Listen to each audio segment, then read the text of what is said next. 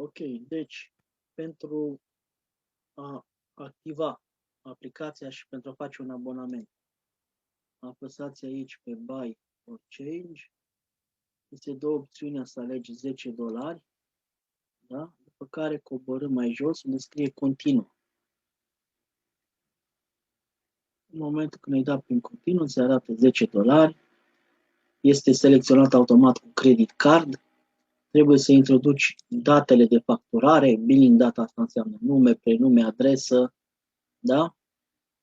Țara, codul poștal, oraș, da?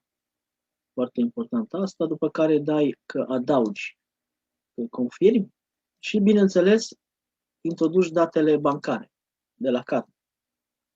Da, dat numărul de card, luna și anul și cele 3 cifre din spate, după care apeși link card. Odată ce faci chestiile astea două, ți se va aprinde butonul continuu, se va face portocaliu și îți va da opțiune să treci pe următoarea pagină ca să vezi rezumatul de plată. Odată ce ai rezumatul de plată, vei da confirmă, continuă și plata va fi efectuată.